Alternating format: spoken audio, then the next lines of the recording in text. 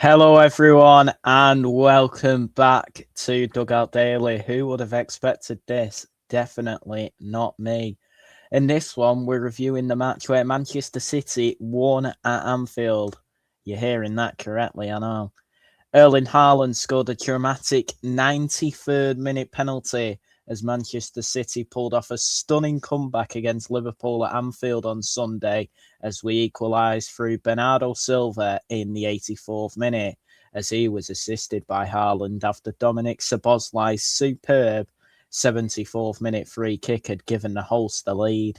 Szoboszlai was then sent off in the 13th minute of 7 added on for denying Haaland a goal-scoring opportunity, even though the ball was in the net through Rayan Cherki. How are you, Dan, mate? I'm very good, thank you, Chibs. Brilliant. Yeah. Brilliant.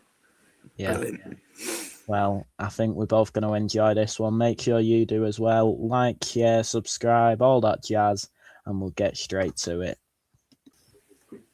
So, in the first half, Manchester City controlled possession but failed to convert chances, with Liverpool keeper Alisson blocking Erling Haaland early and later in the half, as Liverpool had no shots until the 25th minute. Liverpool improved in the second half as Arne Slot's side grew stronger after the break, with Hugo Ekitike nearly scoring twice through a right-footed strike wide and a header from Mohamed Salah's cross drifting wide. The game opened up with a draw no good for City as chances came at both ends, including Ruben Dias shooting close and Florian Wirtz denied by a Marc Guehi block. Liverpool took the lead in the 74th minute as Dominik Szoboszlai scored his 9th goal of the season through a stunning 30-yard free kick as it swerved past City keeper Gianluigi Donnarumma in similar style to his goal against Arsenal at Anfield. Bernardo Silva equalised in the 84th minute as that cancelled out Szoboszlai's strike. And in added time, Matheus Nunes was fouled in the box by Alisson, leading to a penalty that Erling Haaland converted for his 21st Premier League goal of the season to spark wild celebrations among City fans. City keeper Donnarumma made a brilliant save to deny Alexis McAllister, and moments later Rayan Cherki scored from inside his own half into an empty net with Alisson forward, but it was disallowed after a VAR review as Szoboszlai was sent off in the 13th minute of added time for fouling Haaland before the ball went in, and a free kick was awarded to City instead, as City showed resilience to complete a memorable comeback. What a brilliant afternoon, Dan. Yeah, that was it was something that anything there. But we won. I don't know. I never thought I'd see the day we've won there. I know. Mental afternoon, mental last 10 minutes. What a day. To win it in that fashion at that ground, in the circumstances, to keep us well and truly in a title race, mad, mental. Yeah, definitely. So, Manchester City secured a battling victory at Anfield to reduce Arsenal's lead at the top of the Premier League to 6 points with 13 games left in the season. The win marked City's first league win at Anfield since 2021, and first win at all. I don't know why it says in the league. And the first in front of fans since 2003. It was Guardiola's 11th visit to Anfield as City manager, and prior to this match, his only previous win was that one in the pandemic. And the result completed City's first league double over Liverpool since the 1936-37 season. Incredible numbers. It's a memorable day to be a Blue, isn't it, Dan? It really is. And that for me is probably just as good, if not better, than winning a cup. I never thought I'd see the day winning at Anfield. Magical. Especially, considering there was times in that game when I thought that we were done, game was done, season was done. To come back, absolutely mental. Yeah, definitely. Next up, then we'll have a more of a look into Liverpool's performance on the day and what it means for the rest of their season. Dominik Szoboszlai's stunning goal was described as worthy of winning many matches, but it didn't, and left most of Anfield in disbelief. The Reds were poor in the first half, but transformed in the second, with Mohamed Salah, Florian Wirtz, and Hugo Ekitike all growing into the game and looking a different force. Despite taking the lead, Liverpool once again failed to see the game out. The situation worsened when Alisson made a poor decision as he brought down Mateus Nunes in the box to concede a late penalty. Liverpool have now conceded 4 90th minute winners in the Premier League this season, which is the joint most by any team in a single campaign, as it matches Watford in 2017-18 season, West Ham and Watford again in the 21-22 season, and Southampton in the 24-25 season. Szoboszlai was sent off in added time for grabbing Erling Haaland's shirt to prevent him from ensuring Rayan Cherki's shot went in, and he will miss Wednesday's game against Sunderland, and it leaves uncertainty over who will fill in at right back. Pep Guardiola had emphasised pre-match the need for big personalities at Anfield, and it was Manchester City who delivered when it mattered most. Liverpool are now 4 points behind fifth place Chelsea in the race for the Champions League. The worst champions for a long time, aren't they, Dan? Yeah, I think they're probably worse than they're probably what they won't be worse than Leicester, I don't think. But I mean, they've definitely managed to make themselves a lot worse than us last year, and I don't know how that's physically possible. You know how you could get worse than that, but I mean, fair play to them, they've done it. I mean, they're breaking records after records here, and yeah, we're all here for it. I think Garner and his lads are settling down now for Thursday nights in Albania and Latvia next year. So I hope the passports are back out and ready to go for them. Yeah, definitely. And you can't forget they spent a hefty £450 million in the summer, which surely aren't his slots on his last legs, would you think? No, because, I mean, obviously, if you spend money, you win things. That's what we've been told by this lot for the last 10 years. You know, if you spend the most, you know, and they can't financially compete with anything with their shoestring budget, you know, they've spent and they've somehow made themselves about 10 times worse. I'll take it. Yeah, it's hilarious. Yeah, it's brilliant. We'll look at the main men then now. Manchester City. Incredible comeback victory against the reigning champions, worst in a long time at Anfield, a venue where we've historically struggled to keep our pursuit of leaders Arsenal alive. The result was vital as City couldn't afford to drop points in the title race, as we now remain within touching distance of Arsenal, who we host in April. City dominated large parts of the first half but failed to capitalise, with Erling Haaland's early efforts smothered by Alisson in front of the court. Until the 84th minute, it appeared City would leave empty-handed after Liverpool took the lead in the 74th minute. Haaland played a pivotal role in the turnaround as he knocked down Rayan Cherki's cross for captain Bernardo Silva to score the 84th minute equaliser for Silva's first goal since May and his fourth against these lot. Haaland then converted a calm injury time penalty for his first goal at Anfield for City for the winner to end a run of just a goal in his previous 8 league games and overcoming his earlier missed penalty against Liverpool earlier this season. Guehi joined City in January after not playing a single minute for Liverpool and still getting booed, and was jeered by the home fans throughout the game, but he will definitely savour this afternoon.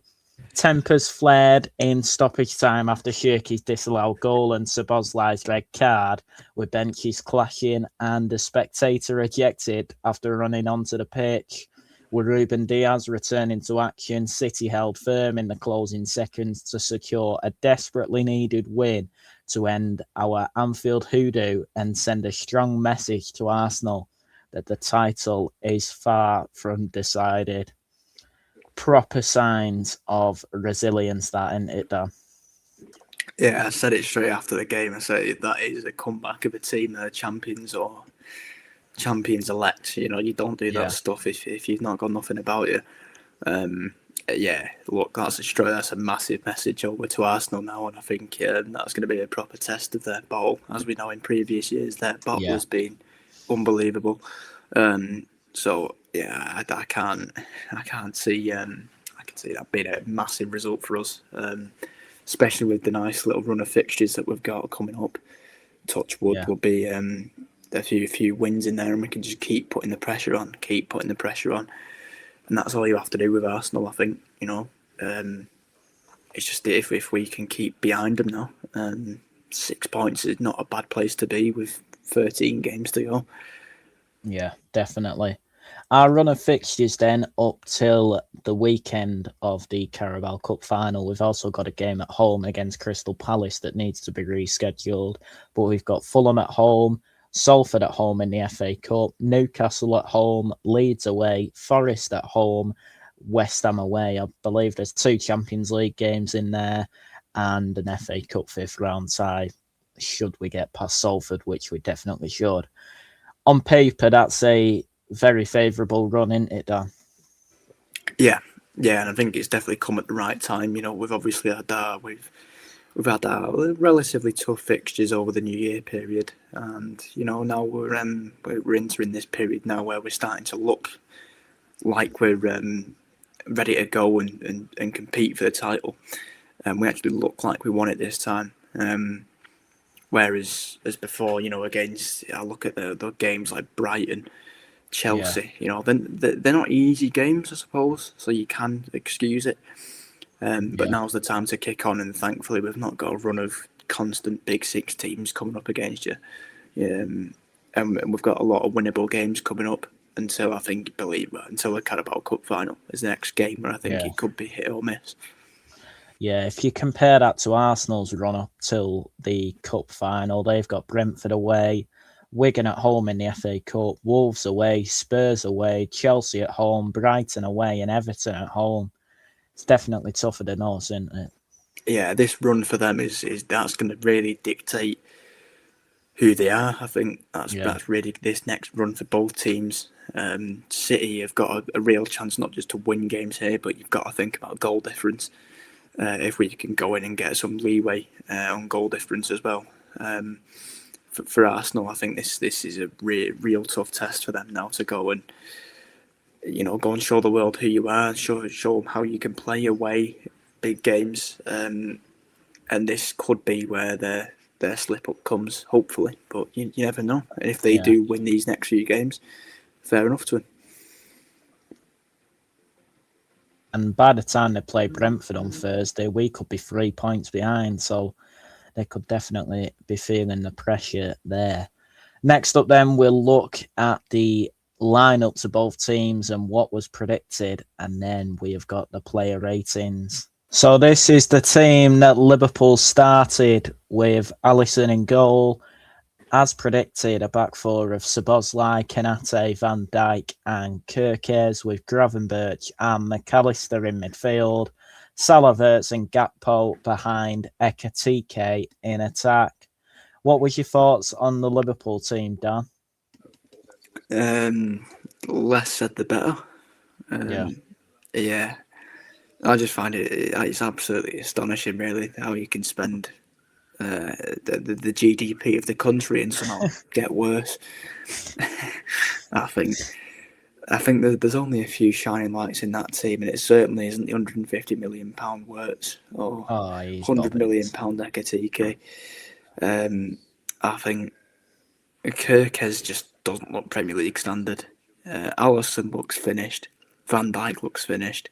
Salah looks finished. To be honest, they all just look finished. Really poor. And they were really lucky that it wasn't more, in my opinion. It needs studying how Liverpool can have that much spent in a window and then still look that bad and somehow get worse. Yeah, definitely. I hope you Liverpool fans are enjoying this video because I definitely am. Next up, we will move to the main man, Manchester City, and look at what we predicted before the game. So here is the team I predicted Pep would play. I went with Donnarumma in goal, a back four of Núñez, Guehi, Ake, and Aït-Nouri. Of course, Kuchinov played instead of Ake. O'Reilly, Rodri, and Bernardo were in midfield. No Reinders. We had Semenyo on the right, Marmoush on the left. I said Cherki and Haaland up top. And if you look at Dan's team, he got 9 out of 11. He said Gonzalez would play instead of Aït-Nouri. O'Reilly was, of course, in midfield. And you also said Cherki would play. He didn't end up playing. It was Bernardo Silva. Neither of us had him in our team. I didn't expect him to be fit, to be fair. No. What was your thoughts on the 11, Dan? At the time it came out, very sceptical. I'll come and say it wasn't. I wasn't confident in that 11 at all. I thought Aït-Nouri wasn't the best, personally, the best pick. But benching Cherki was a very interesting decision.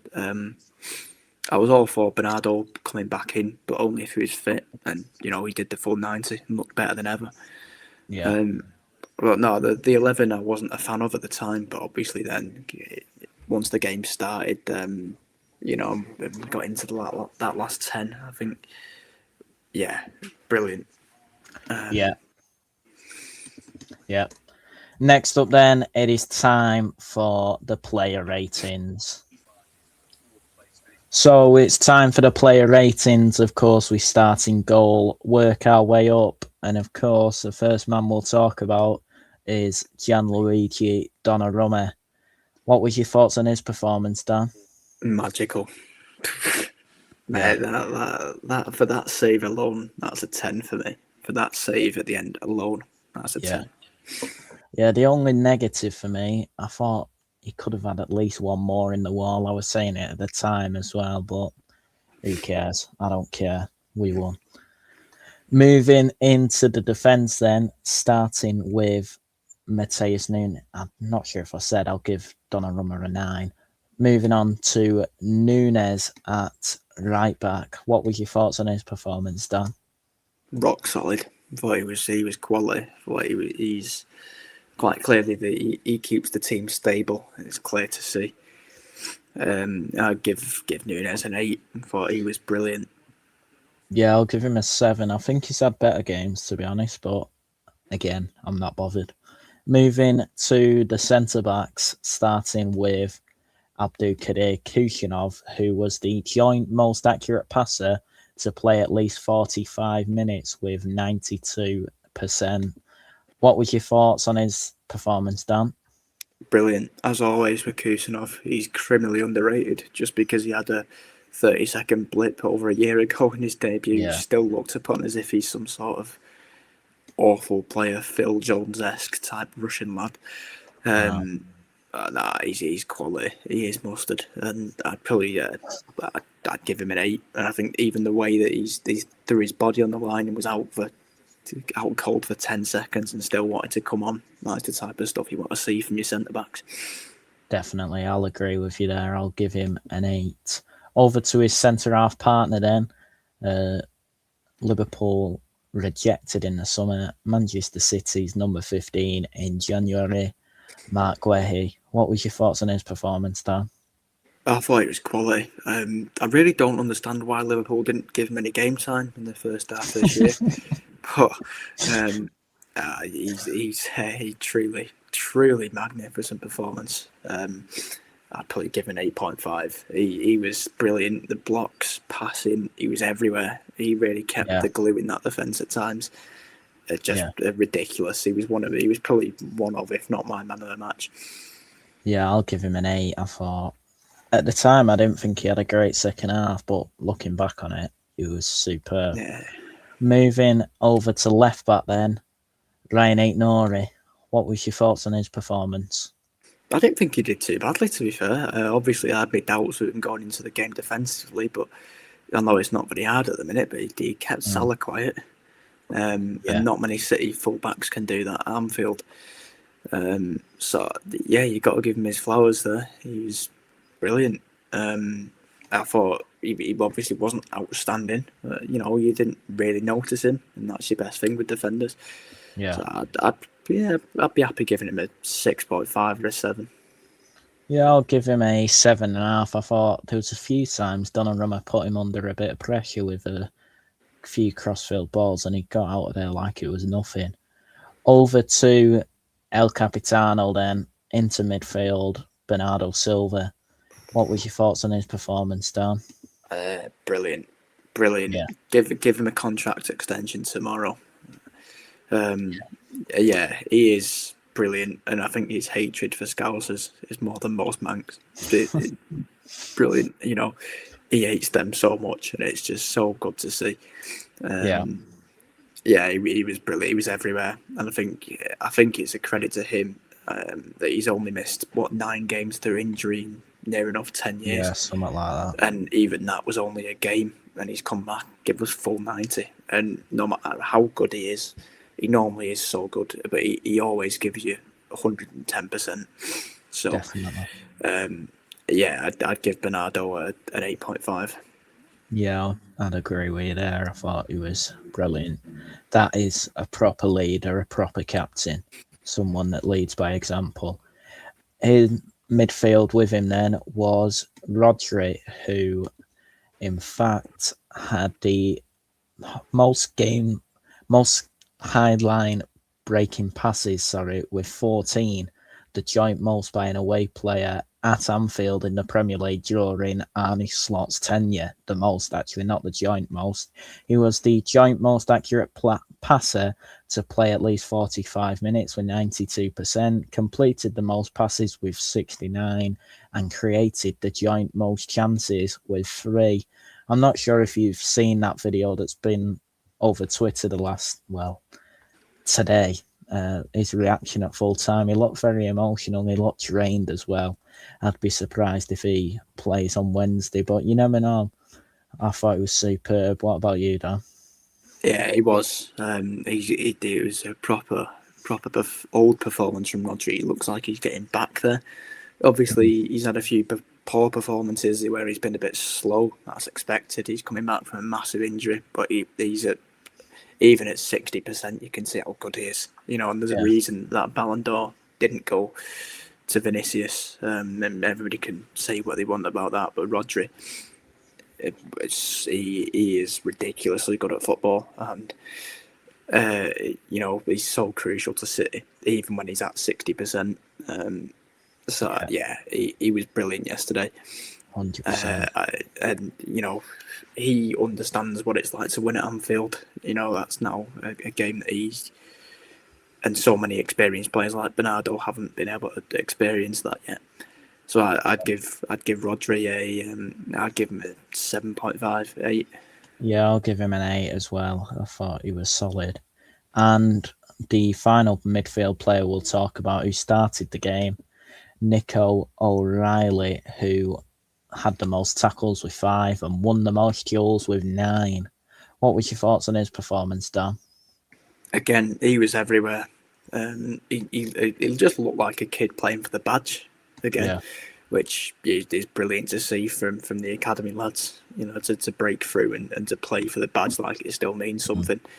And he was there. He gave it his all, and he got stuck in, which I think is the best thing for me in these types of games.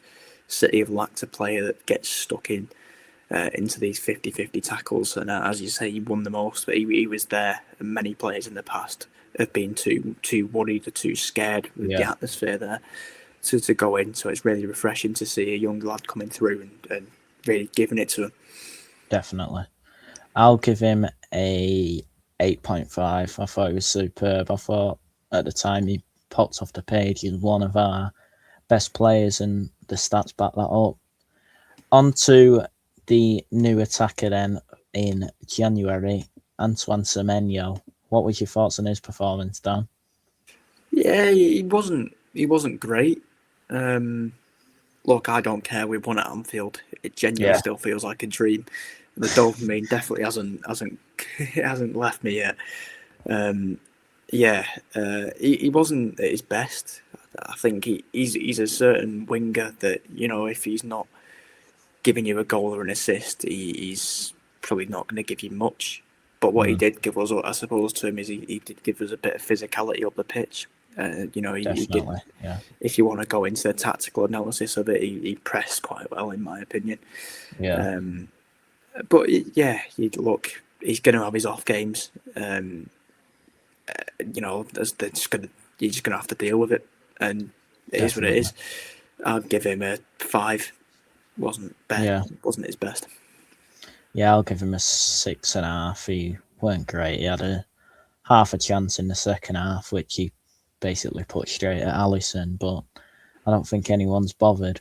On to the game-winning scorer then, Erling Haaland. He created the joint most chances with 3 and had the least touches for an outfielder to play the full game with 23. That's nothing out of the ordinary for Haaland, to be fair. And of course, got a goal and an assist. What was your thoughts on his performance, Dan? No, he's a different type of player. Obviously, 20 odd times he's touched the ball. He only had to touch it 3 times, really. He only had realistically 3 memorable touches.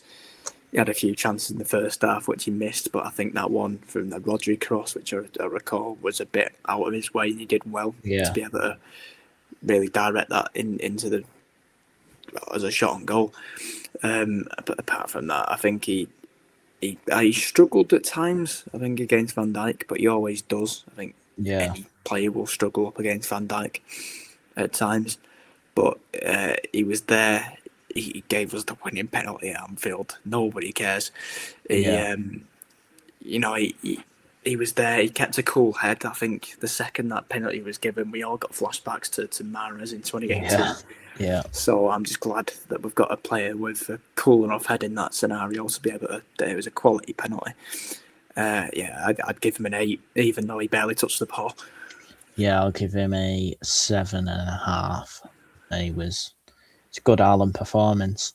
On to Omar Marmoush then. He created the joint most chances with 3. What was your thoughts on his performance, Dan? Yeah, I thought he was... Yeah, I didn't think he was great. He was really underwhelming in that game, especially considering his performance against Newcastle in the Cup. I really hope he's not going to be one of these players, but I think he is turning out to be a player that will be really, really good at home with the crowd on his side. But, is he any good going away? I don't really recall many times he's gone away and done much. No. But, yeah, it was really poor performance, and I thought he was definitely going to be the first one off. Really poor. Obviously, he created a few chances. Yeah. But, nothing clear-cut came from it. He had an opportunity to nod it past Alisson, and, he was, I don't know what happened there, but he was intimidated. He was scared when Alisson came at him. And I think, to go to Anfield and be scared, this is exactly where we've messed up in previous years. You've got to go there and you've got to give it to him. You've got to 100% go toe-to-toe with him. So, Marmoush would probably, I'd give Marmoush a 5. Yeah, I didn't think he was great. He was probably our worst player, to be honest. I'll give him a 6. It was a good team performance. On to we made a double change in the 60th minute. First one of them was Ruben Diaz. What was your thoughts on his performance? Yeah, I think it was really unlucky for Kusanov to come off. Yeah. But I mean, there's nobody better, even if he is half fit, than Diaz to come in and just be a leader at the back, and that's exactly what he did. Him and Guehi playing together for the first time at Anfield under the cosh. Yeah, he fit into the game quite well, especially considering that he's only just come back from a month out or whatever it is. Yeah. So I'm really pleased with him. It's tough. So I'd give Diaz a 7.5. Yeah, I'll agree with you there. I'm going to give him a 7.5 as well. He's probably our most important defender. Him and Guehi. We've also got Vardy all coming back. It's probably going to be a push to play a part in this title race, but in the future, and if we get to any finals in May, I'd be surprised if Liverpool get to any. But yeah, Vardiol, Guehi, Diaz, we're looking good in that department. Kuchinov as well. I think he, as you said earlier, Dan, I think he's criminally underrated. And the final sub we made was Rayan Cherki. What was your thoughts on his performance, Dan? Yeah, I thought it was a really interesting call at the time to drop him at the start. But I think Cherki came on. Obviously, he got the assist of the goal, if you will. Yeah. No, he came on for Marmoush and just instantly took the game by a scruff of the neck, which is exactly what you want by players. He came in, he created chances. He looked like doing things. He was good. Obviously, he probably should have had a goal or an assist at the end, but yeah, a brilliant performance. I'd probably give Cherki a 7.5. Yeah, I'll give him a 7. He got robbed at the end, but I don't think anyone cares now. We cared at the time, don't get me wrong, but no one's bothered now. Next up then, we will look at the match stats. So the match stats then, it was 54% possession for City compared to Liverpool's 46. Liverpool had an XG of 1.21 to City's 2.75, 15 shots to 17 in City's favour, 7 shots to 4 on target as well. 3 big chances for City, 1 for Liverpool, 1 missed each. Liverpool had 306 accurate passes, that's 78%. City's 85% was 393. 13 fouls committed by Liverpool, 16 by City. Liverpool 6 offsides to City's 2, and 5 Liverpool corners to City's 4. What do you think them stats say, Dan? Yeah, to be fair, they represent the game quite well, I think. It's a fairly even game, as it always is at Anfield. We're never going to dominate. You can never dominate at that place, really. But yeah, I think it's a really interesting point that they make about fouls. The amount of fouls that were given, as you will. There were many 50-50s that went their way, in both ways. But it's Anfield. This is going to happen. Definitely. Yeah, I think the stats they're not truly worrying, because I think we were definitely there with possession, and we came away with the fight to win. We got it in the end. Yeah. But I think that really shows their lack of creativity, really. And in the first half, I thought as well. We were fair. We were quite lacking in the attacking way. I thought they were there for the taking at that point. I think most Liverpool fans have said that their first half was poor. Yeah. That the stats really symbolise that. That they didn't really get into the game in many ways. It's showing that their goal was a 35-yard free kick, won the strike. Yeah. Again, nobody's stopping that. Which wasn't a free kick, by the way, either. So no. Quite positive reading for City. That I think that game just all around that game away from home. Definitely. Tough environment. They did well. Definitely. We will look at the comments then of Guehi, Guardiola, Haaland, and Bernardo, starting with Liverpool cult hero, Mark Guehi.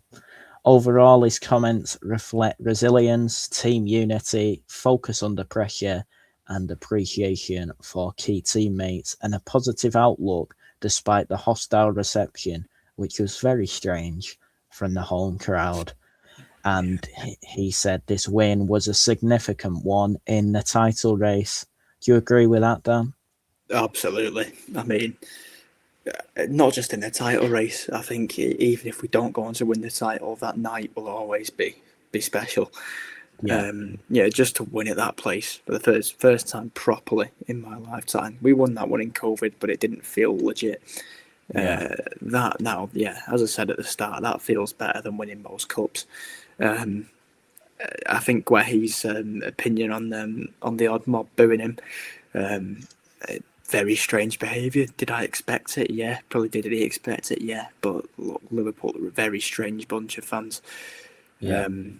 Always have been, always will be. And it's a very weird thing to do. But if they wanted him, they could have paid the money for him, but they didn't. So, well, it's pennies for Arne Slot's £450 million Reds. So we'll move to the gaffer then, the main man, Pep Guardiola. Overall, his comments showed pride in the resilience, belief, and individual brilliance that turned the game, optimism about the squad's potential, and determination to chase Arsenal in the title race. Of course, this marked City's first league double over Liverpool in 89 years and Guardiola's first Anfield victory with fans. What's your thoughts on what Pep's had to say, Dan? Yeah, I think Pep's, where you can normally tell with Pep, and you can today, that he's absolutely buzzing. And title race or not, a win at Anfield with fans, that'll be absolutely huge for him. Not just for him as well. You look at the players like Bernardo Silva, Rodri, the leaders who have been there for years, who have just not been able to get that win over the line. And you can tell that meant a lot to him. Which is it does. It means a lot to the fans, means a lot to the players. Not just the title race. I think people, that are looking at it just like solely looking at this as this is only keeping us in the title race. No, this is a massive win for City. If we win nothing this season, that's a massive win for City. Definitely. Because I never thought I'd see the day that we'd win at Anfield with fans. No, never did. We've done it, and it feels amazing. And you can't come at us for over celebrating this, because this has been 23 years in the making. Exactly. For most fans, I've not even been alive that long. So, no. It's a huge win, and everything in the title race that can get talked about, that just comes as a bit of a plus on the side. Absolutely brilliant to win there. Yeah, it's something like 3 or 4 in 70 odd years that we've won at Anfield. It doesn't come often. It doesn't come often. Moving to Haaland then, his comments mixed joy at the massive win, which boosted City's confidence by cutting Arsenal's lead, his appreciation for teammates, especially Donnarumma, and his light-hearted banter within the drama, sympathy in controversy, and honest self-reflection on needing to step up his goal scoring. What's your thoughts on what Haaland's had to say there, Dan? Yeah, look, Haaland, I don't think he should worry about his goal scoring. It will always come. He's too good not to score goals, 8 games for any other striker, that would come normally. Look at who Arsenal have up front with Havertz and Gyökeres, and they can quite easily go X amount of games without scoring. We even look at Arne Slot's star man up top, who they spent, was it 150 million on? I don't think he's mental. He's not scored for X amount. I know he's been injured, but before that, even he wasn't scoring. So I wouldn't necessarily say Haaland would have to worry about scoring goals. They're always going to come. But he really looked back to himself. I think after he had a rest as well in the week, he's had a few games where he's had his minutes managed. So I think that's really helped him. I think that was the issue, that he was just absolutely knackered going into certain games. But no, he was spot on, and I think brilliant for him to get that goal at the end, because that'll do absolute wonders for his confidence. And I wouldn't be surprised if he now pushes on and gets back to his very best. Fingers crossed. On the £150 million striker you're speaking about, Alexander Isak, I'm not actually sure he's got a league goal at Anfield yet, but he did score against, is it the mighty Southampton? Absolutely massive game. Yeah, that did happen, where Hugo Ekitike got sent off for taking off his shirt in that game. So that tells you everything about their mentality. And finally then, moving to Bernardo Silva, his comments highlighted the massive significance of the result in a high-stakes title race, personal pride in contributing with the equaliser, gratitude for the squad's resilience, and optimism about the club's future despite current challenges. What's your thoughts on what Bernardo's had to say there, Dan? I think Bernardo was pretty much come out and said pretty much what all the fans were thinking. They were 10 minutes off pretty much ending the title race. Bernardo's come out and said that. Look, he's the man to know. He will always drive you through. He's just a natural winner. He is the leader. He is the captain. He's been there. He's won more than most will ever win. If you look at the last 10 years, what he's won compared to, the massive football clubs, even as such as Arsenal. He's won probably triple the amount that Arsenal have seen in the last 20 years or whatever. So, ridiculous. But yeah, he's quite level-headed in the interviews, and he can obviously come out and rage bait a few people. And he must be a pain to play against. But all I'll say is I'm glad he's on our side here in this moment, because he is going to be absolutely massive in this running. Definitely, and he loves his coffee, as Liverpool fans will know as well. So, and speaking of Arsenal, it's their first cup final in 5.5 years, something like that, and they definitely celebrated it, to say the least. So, that is it for this one. I don't think it can get much better than this, especially for the Fulham game on Wednesday night. Of course, Oscar Bob returning to the Etihad, which will be different, 100%. And we will be back with a preview and a review of the game, of course. And then it is Salford on Saturday, and then it's a week break. So I'm not sure what's going to go into that week, but you'll definitely see something from us. That is it for this one then. Please make sure to like, share, subscribe, hit the notification bell, all that jazz, and watch them highlights again. I know you want to. Take care, and we will see you next time. Come on, City.